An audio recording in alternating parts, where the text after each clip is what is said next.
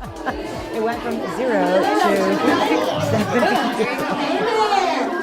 Thank you for coming into the bookstore tonight. Welcome. So, here at the University Bookstore, we actually have over 400 events a year. If any of you are interested in finding out more about those, you should check out our website, our events flyer, various social media platforms. But tonight, we are very excited to have Radha Agrawal here to talk about her new book, Belong. Yeah! Thanks, guys. So, a successful social entrepreneur, impact investor, inventor, speaker, and lifelong community builder, Radha Agrawal founded Daybreaker, the grassroots, sober, early morning dance party phenomenon.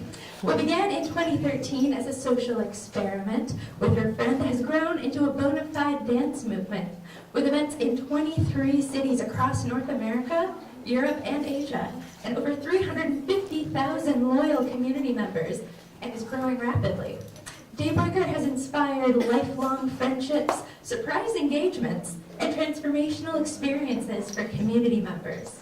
Radha is also an angel investor with over a dozen exciting startups, whose investors also include Beyonce, Mark Cuban, Peter Thiel, and Troy Carter. She travels around the world speaking on social entrepreneurship and community building. She's the recipient of the Tribeca Disruptive Innovation Award and has been touted as one of 8 women who will change the world by MTV. She lives in Brooklyn, New York. Now, just a few more announcements before I hand things over.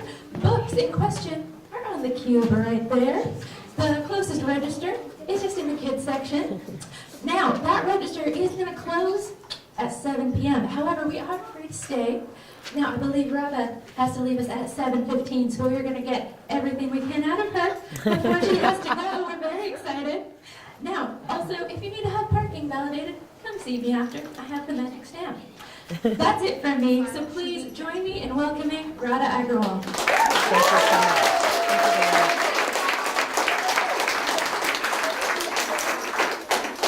All right, everybody. Before I begin with sharing, You know, can everyone hear me like this okay? Yeah, this is just not my vibes. Okay, hold on. All right, this is so much better. So, I'm from New York City. Has anyone been to New York City before? Awesome, cool. So I came all the way here just to share about my new book, Belong. Today is actually the very first day of my book tour. So I'll be traveling to 20 cities all around the world, all around the country, sharing about this new book, and you guys get to be the very, very first stop. You're my guinea pigs on my book tour launch. So thank you for saying yes and for showing up. That's actually the most important part of making friends and finding community, is to show up for each other. So when you say you're going to be somewhere, to be there. So I wanted to start by playing a video that shares just what I do for a living. And actually, there's so many community members right here in the house who are all Daybreaker family members. And what I do for a living, and what all of us do, is we throw dance parties all around the world in 23 cities. We wake up at 6 a.m. at sunrise. Imagine, instead of sleeping, you're dancing. And we have theme parties, people wear glitter, we have amazing musicians and fire spinners and aerialists and break dancers, and they all come in the morning to start your day with beautiful energy and intention. I'm going to share a little video that kind of gives you a little bit of taste of what we do. You guys want to see it? Yeah. All right, cool. Let's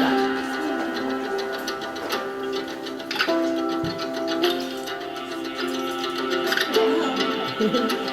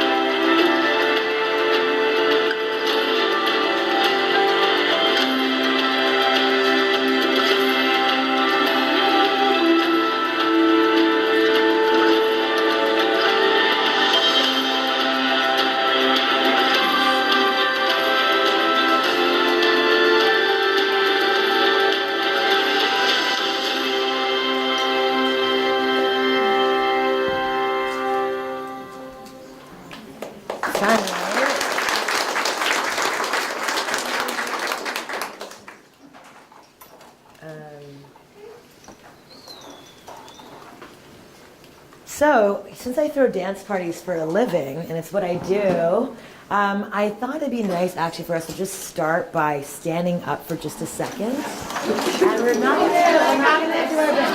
And we're just gonna, I think you guys were all on a bus just now for the last, how long were you on a bus just now for?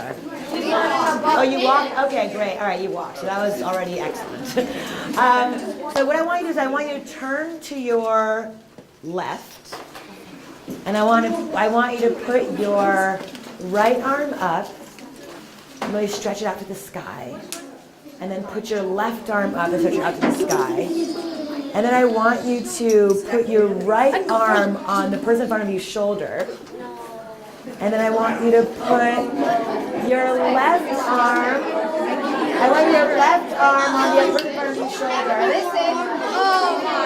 Okay. And then I want you to take your thumbs and move them in a circular motion around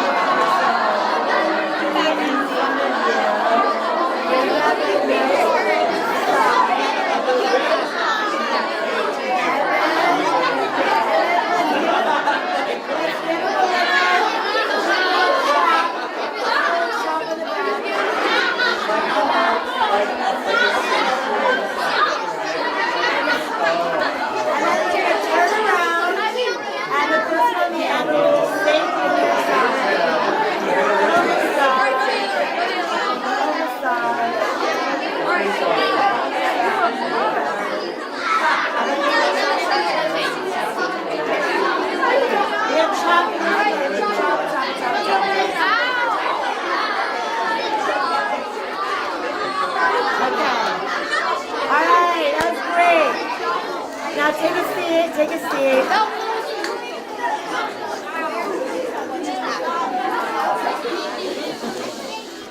Okay, so, not feel fun. So now I'm going to also sort of start this conversation with a little what I call a five sense opening. So can everyone close their eyes? Can everyone close their eyes? I want you to close your eyes. And just take a deep breath in. And then exhale out. I want to hear you. Take a deep breath. No one can see you make a funny face. So take a deep breath in through your nose and sigh it out. Okay. All right, keep your eyes closed. Now we're just going to take 30 seconds acknowledging each of our five senses with our eyes closed. I want you to think about how lucky we are to be able to see with our eyes. Our eyes are closed right now, but we can see inside of ourselves. We get to see the light that's right next to our eyelids, but then we know that there's light here. The fact that we get to see the world around us, the colors, the beauty, the leaves, everything that exists in the world is a beautiful, beautiful thing. So let's just acknowledge our eyes and say, thank you, eyes. Now let's acknowledge our sense of smell. Let's smell the world around us. And maybe you can't smell anything right now. but what we get to smell every day, smell flowers and smell the food that we eat. We smell the perfume on our grandmother's collar. We smell the bakery down the street. You get to smell all the beautiful smells that the world gives us. What an incredible, incredible gift that we've been given, the sense of smell. What a beautiful thing it is to be human, that we were given the gift of sight and smell. And now I want you to really acknowledge your ears and your sense of hearing. Can you hear the whirring of the electricity above us? Can you hear the fidgeting around you, the keys?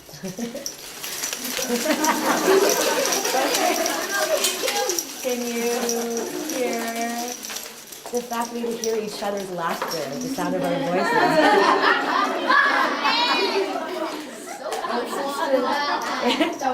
The fact that we get to hear each other music in the radio. Music is just a beautiful thing.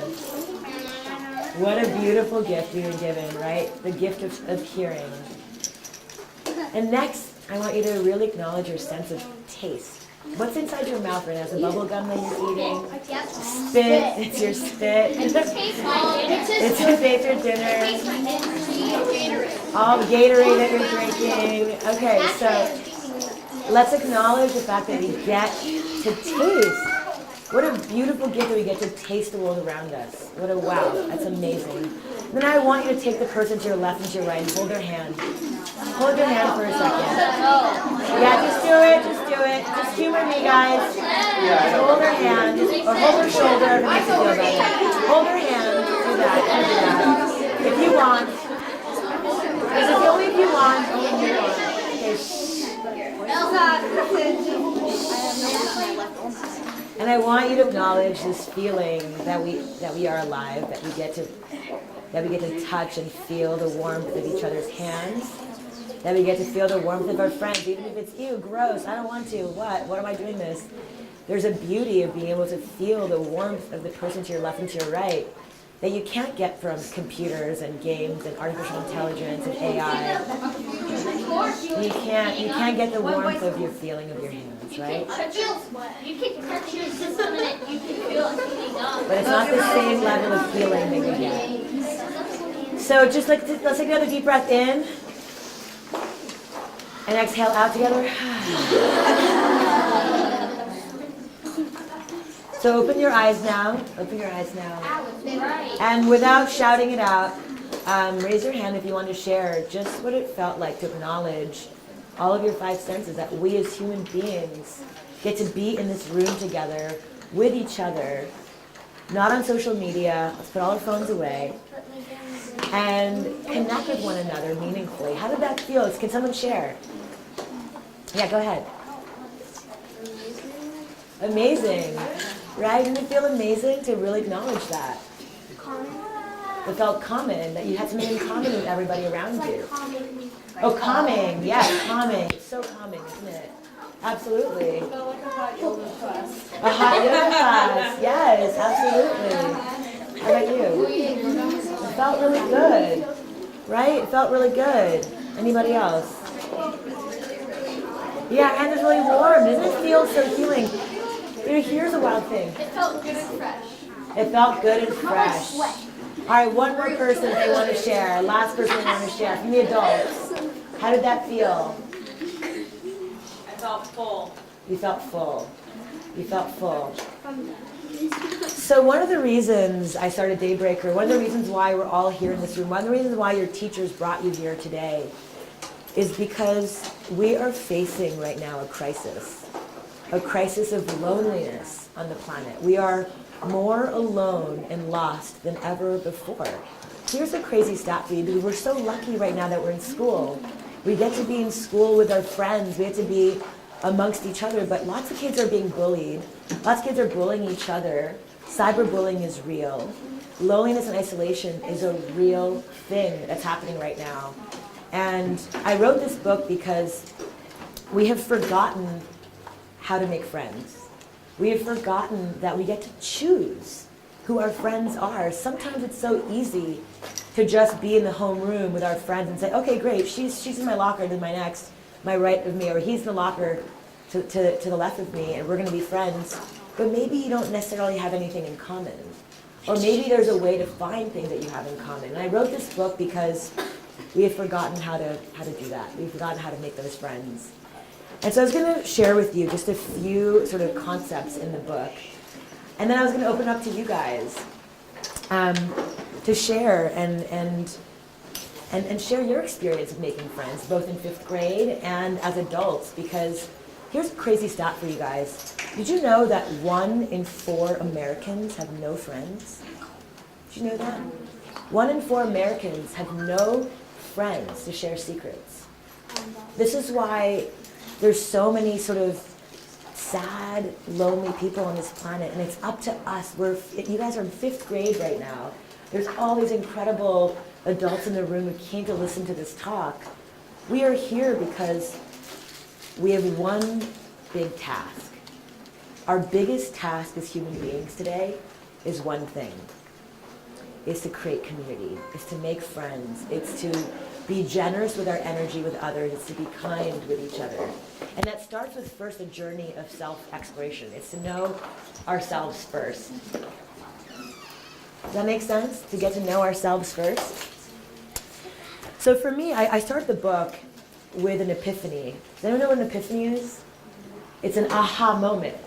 I had this aha moment when I turned 30 years old. You know, I have a 6-month-old in my belly right now. I'm 6 months pregnant right now with my first child. So someday I hope they can be as beautiful as everyone in this room. Boy, this is a beautiful crowd I'm looking at. But I'm so excited to bring this little girl into the world because she gets to have big sisters and brothers in all of you, because you're going to teach her how to be the best friend, the best community leader. That's what we all get to be, community leaders. That is the most important thing we get to do on this planet, is to create a place for other people to feel, I belong here, I feel at home. Thank you. Thank you for making me feel seen and safe. Thank you for making me feel that I can be exactly who I am. Maybe I'm going to cry today, and that's okay. Maybe I'm having an embarrassing moment today, and that's okay. Right? We all get to have these moments, and yet we're here together to share. Go ahead. Thank you. It's very sweet. Thank you very much. I've never been more excited in my life. So the book starts with this idea that I turned 30 years old, and I looked myself in the mirror, and I realized I didn't have any friends. I realized I didn't belong. I realized that I'd spent my 20s in sports bars, drinking beer, watching sports that I didn't want to watch, doing all the things I didn't want to be doing. But I did because I thought that that's what society wanted of me. I thought that the cool kids drank beer. I thought that the cool kids watched sports. I thought that the cool kids didn't have their own sense of, they just did what everyone else thought was cool. So all of my 20s I spent caring about what everyone else thought. But when I turned 30, I looked at myself in the mirror. It was my birthday. It was a snowy Saturday in January. And I looked at myself in the mirror and I was like, whoa, who are my friends? Where do I belong? Has anyone ever asked yourself that question? Where do I belong? Right? We have all asked ourselves that question. Where do I belong? Where are my friends? Where are my people? And by the way, you're in 5th grade now, but you're going to see all of your lives. You're going to remember this conversation that we're having right now. Remember me. Remember this conversation.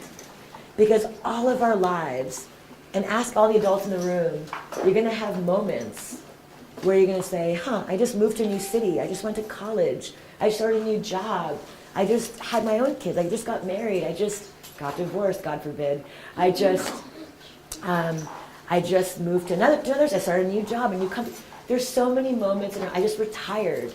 There's so many moments in our lives where we are starting all over again. And every time you ask yourself, where do I belong? Where are my friends? How do I fit in? Right? How do I fit in? And that's why I wrote the book. I wanted to write a guidebook for all of you, for every single moment in your life.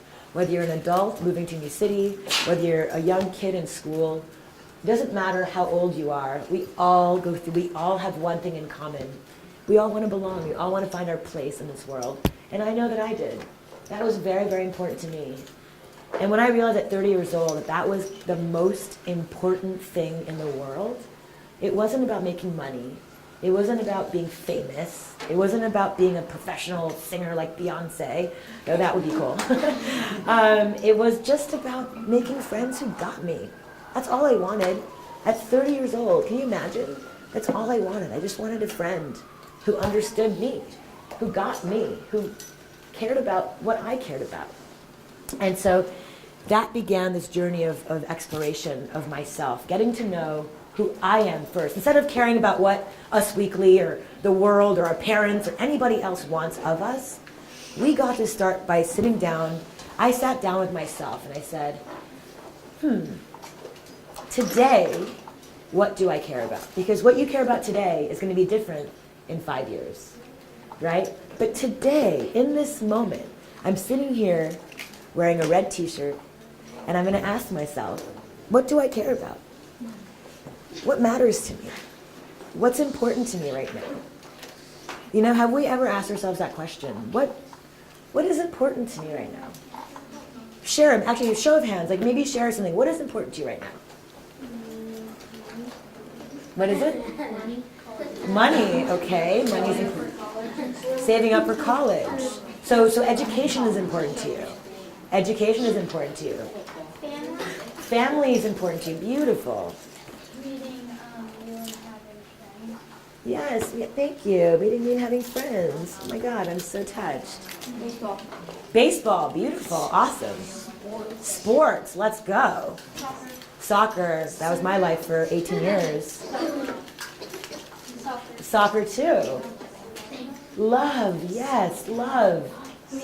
Me, you. Okay, focus on yourself. Focus on yourself, that's great. The radio, awesome. Yeah, podcast, radio, really cool stuff. Go ahead. Food, yes. Good food, healthy food. Nurturing your body, fueling your body. Soccer, let's go. Football, yes. Sports. Soccer. Rap, music, okay, for us. Dancing, now we're talking. Pizza, yes. Gymnastics, okay, a couple more. Dance, let's go. Soccer, a lot of soccer players, but peeps.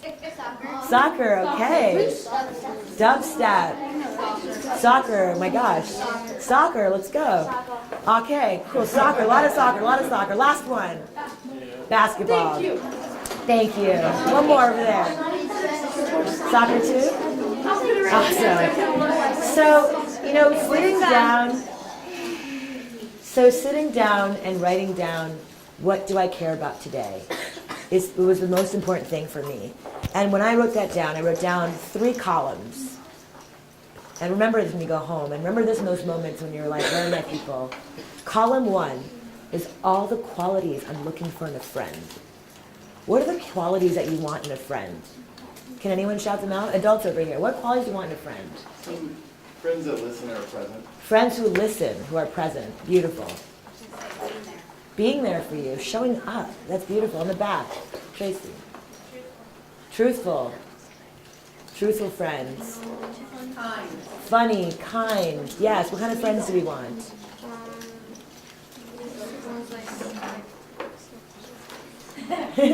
Ones that massage your shoulders. Go ahead. Ones that step up for you, stand up for you. What kind of friends do you want? Ones that have a sense of humor. Yes. She said it. Ones that are loving, beautiful. In the back, over there. My friends are my friends, and that if I drop a chocolate birthday cake. There you go. Through thick and thin, none of us are perfect. We all make mistakes. So one of the things I was looking for in a friend also was friends who forgave me. Friends who forgave me. We're not perfect. I wanted friends who forgave me. Right? That's a beautiful friend. Friends who said, hey, you hurt my feelings today, but I still love you.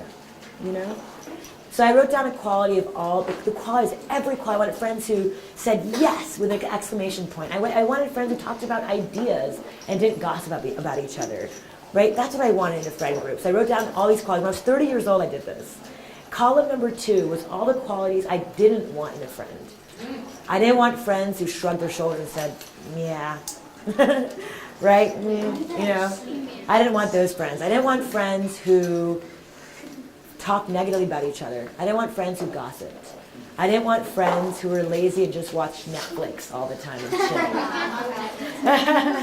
I didn't want friends who were negative all the time, who, when they walk into a room, they just be like, this sucks. I hate this. I didn't want those kinds of friends.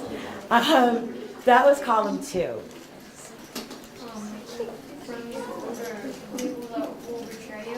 People that betray you. I don't want friends that betray you. There you go. Beautiful. And then column 3 was all the qualities. Very, very important, you guys. Listen carefully. Column 3 is the most important column. It's all the qualities I need to embody. I need to embody in order to attract the friends that I wanted. So I need to be a better listener. I need to show up for my friends. I need to be less of a flake. I used to be like, yeah, I'll totally come. And then I would bail last minute because I was busy working or I double booked on other friends. So it's really looking at yourself in the mirror and saying, how are we showing up for each other? Right? Have we done that before? Have you looked yourself in the mirror? Go to the mirror in the bathroom tonight when you go home and look yourself in the mirror and say, hey, how am I showing up? How am I showing up for my community? How am I showing up every day at school? How am I showing up every day at work? How am I showing up for my family? How am I showing up for my friends? How am I showing up? Am I showing up with energy and enthusiasm and joy? Am I showing up with this kind of attitude? Right? How am I showing up? And get very on. The mirror is your honest friend. And that's what happened to me. I looked myself in the mirror. And that was the beginning of my journey. So over the last 8-9 years, I've spent probably almost as long as you guys have been alive. I've spent building communities all around the world, in Japan, in Buenos Aires, here in Seattle, supporting these incredible teams, in New York, of course, where we meet once every 2 weeks in New York, and we bring together a dance party. And what I realized was, after, and the book, in this book I talk about all of the things that it takes that we have to go through inside of ourselves to find our dream community. But once we do that journey of self-exploration, once we actually take the time to go inside, get cozy with ourselves, do these exercises in the book, ask yourself, what do I value? What am I interested in? What am I good at? What are the qualities I want in a friend?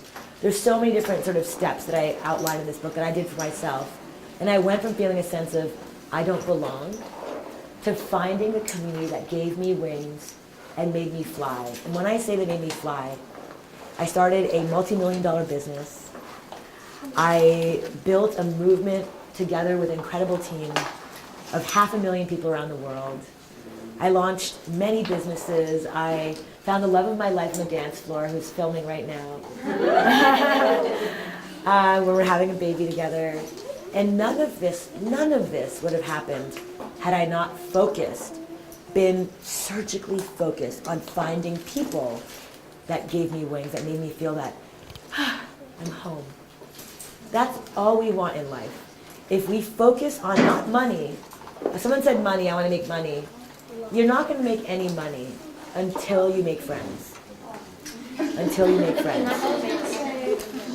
And if we can do that, that is actually the most important thing. So, because there's so many different strategies for getting to know yourself first before you got to make friends. But the first one is energy. Does anyone know what energy is? What does energy mean? Can anyone share what energy means? Energy when you pump, yes, when you pump to do something, great. What does energy mean when you walk into a room? How does energy mean? What does that mean for the adults over here? Women in the vest.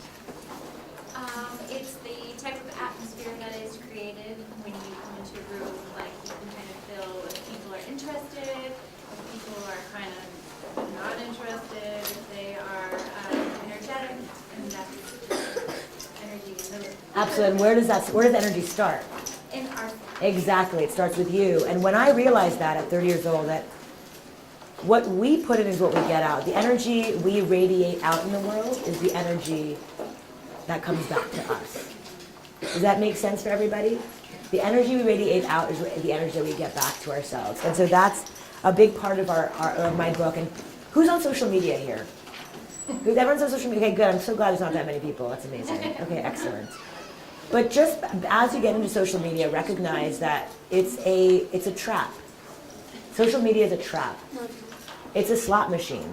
It's a bunch of basically game designers who want you to give them your attention. So it's on all of us to have the willpower to say no. May I add that what I don't want my friendships to be, and I've learned over the years, at 35 now, I don't want them to be transactional. Yes. And that is a transactional situation. I think it can be used for the good, right? But it's delicate because, again, you're still giving. Absolutely. Even when you don't know what you're giving. Absolutely. You're still giving your information. That's it. So in friendships, I don't want it to be transactional, the wrong kind of transactional. Absolutely. It's all about acknowledging each other. That's absolutely right. And they're there for you and support you when you need, unconditionally. I learned that lesson at Burning Man, actually. It's a music festival in Desert. And don't worry about it. You'll learn about it as you get older. But I went... I went to a festival in the desert, and I realized that so much of our friendships are, what can you do for me? What can I do for you? And there I learned that you can create art, you can create community just for the sake of it. So one of the things I'm going to do today, after I finish sharing a few more sort of ideas for my book, is I want us to break out into little groups of 2 and 3, or 3 and 4, and share what communities we are going to start together here in Seattle. What are the communities that you can start? Is it a soccer club? Is it a book club? Is it a food club? Is it photography? What kind of community can we create together today? I'm newly a pregnant mom, and I had no idea what I was doing. I'm 39 years old, and I said to myself, I was like, how do I do this mom thing? I have no idea how to do it. So I just went on WhatsApp, and I just invited 20 people that I knew in the New York community, and I just said, hey, do you want to join this group that I started? I called Modern Mamas. I call them Modern Mamas. And in the last 2 months, I started this 2 months ago. In the last 2 months, having these women supporting each other, sharing all kinds of sort of, here's what I did when you're going through this, or, you know, my partner doesn't understand me, my hormones are raging, I don't know what to do. And all the women on there said, well, that happened to me too. I didn't feel alone. And it's as simple as that. It started, and then now we've met twice in New York, had a Modern Mamas gathering in New York. And when I say that it gives me wings, as simple as starting a little group like that with 15, 20 women, it's life-changing. It's truly life-changing. And all the women on that thread whose kids are now 2 and 3, they said, God, I want to do that when I was pregnant. Why didn't I do that? Why didn't I think of that when I was pregnant? This has given me so much life. Wait, what was I waiting for? I don't know what I was afraid of. And that was the word that came up the whole time for everybody, is fear. Who here is afraid to start things, to start communities, to start companies, to start businesses, to start anything, right? And you know what's wild is all the adults put their hands up. Thank God the kids here are still fearless. But somehow along the way, fear somehow comes into our minds. And I just want to share with you that don't let fear come into your minds. Because that is our biggest obstacle. So if we can live life fearlessly and just say, what is the worst that can happen? The bookstore can close is the worst that can happen. Once this is over. Okay, so we can stay here longer, even when the bookstore is closed. It gets all exciting and exclusive in after hours. But the thing that does happen is that the register closes in 10 minutes. Don't worry, we'll shop again another day. If anyone wants to make a purchase, some folks can stay here and share, talk about their community ideas. If anyone wants to purchase a book, we could do so. I would say, kiddos, you're probably not purchasing a book. But at least you guys, We'll shop again another day. We can come back another day too. Yeah. For those who do purchase a book, I will happily sign it for you, of course, with your name. So, $18. She's on a fairly limited schedule. I want you to have a chance to talk with her. I don't want you not to have community with her. Yes. But I have to be the big bad driver, the airport lady. So we have about not quite half an hour. So what would you like to do with that? Well, I would like to just take then 5 minutes where everyone breaks out into just like groups of 3 and 4 and share what community you're going to build when I'm gone and how you're going to do that here in the city of Seattle. Imagine if 70 people in this room created a community fearlessly.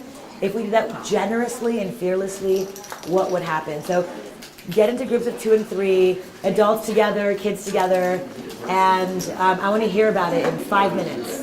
Okay? Clock starts now. It's 18 minutes.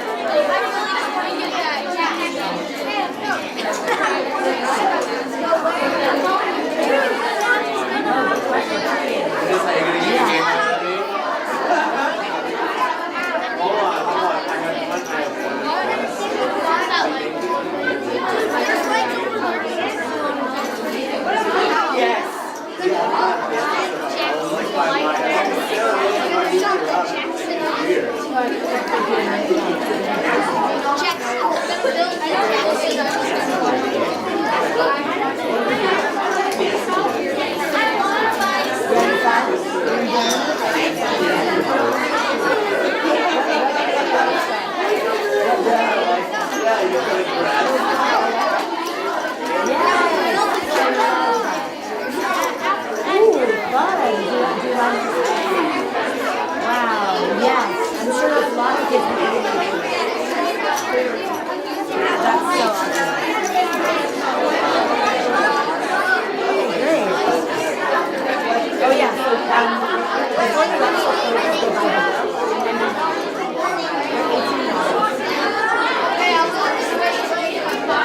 I think you have to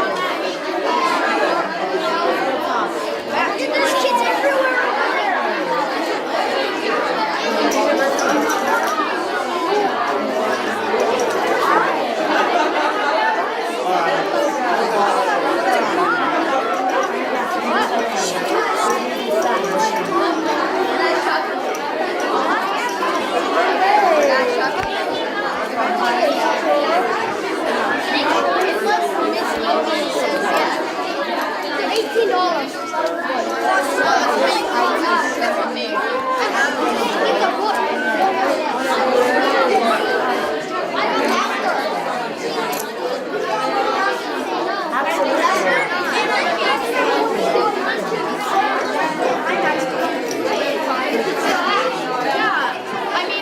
I can get it if I want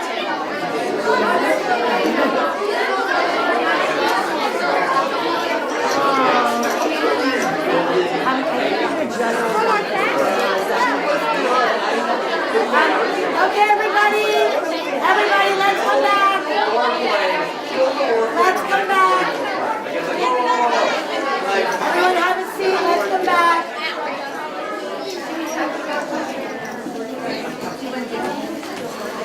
Ellie, I made her come back.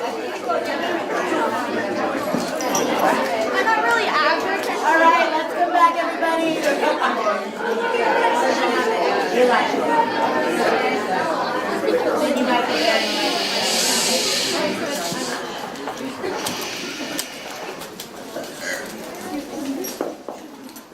All right, so I would love to hear some of the ideas that came up from all of this, and then I think I'm gonna do a book signing for all those who bought the books. Go ahead. Yeah, I just wanted to share. So when I leave here, I go every Monday night. It started 2 years ago at my church. There's small groups that break out of the church. It's East Lake Community Church. And so I went to this group. It said men's group. It's like, okay, I'll go to this men's group.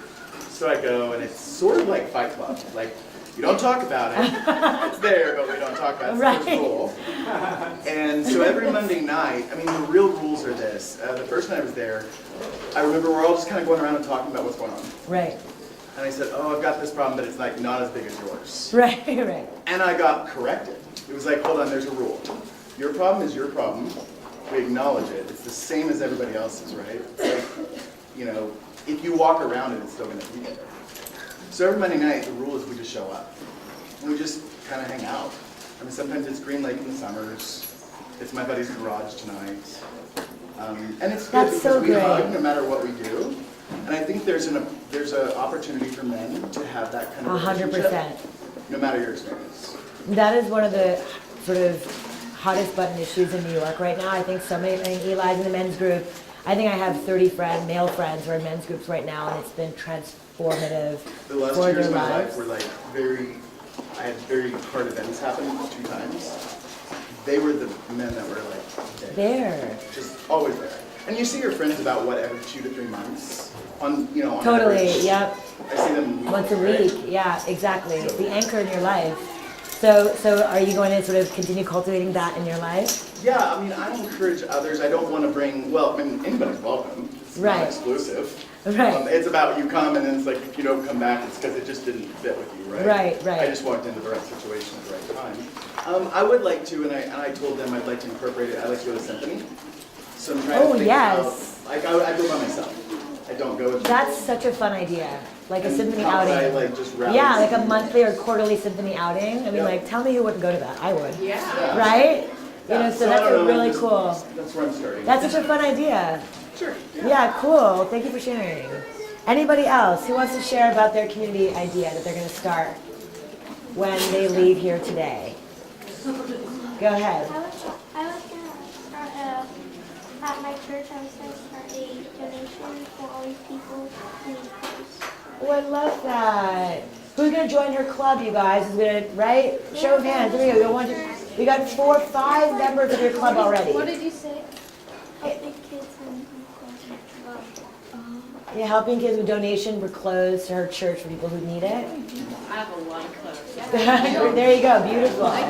So now you started a beautiful group. So now it's about having the courage to see it through.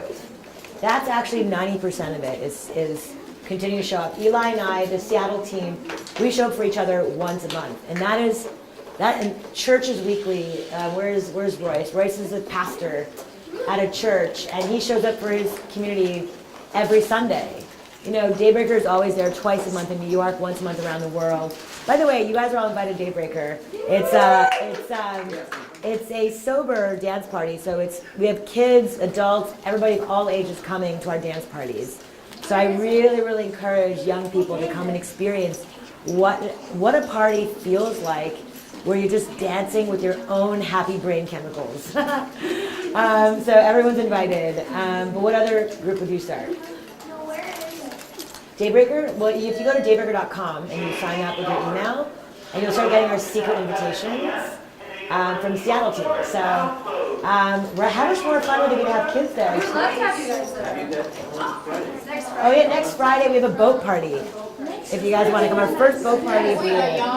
It's a yacht, yes. If you guys want to come. Anyways, but any questions for me before I wrap up and do a book signing? Guys, shh. Let's just keep it. We're wrapping up just in just a second.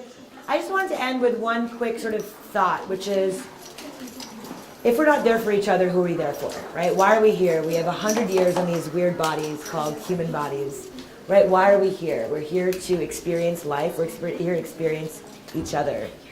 So let's continue choosing that. Let's continue choosing each other. Let's continue saying yes to putting your shoes on and showing up.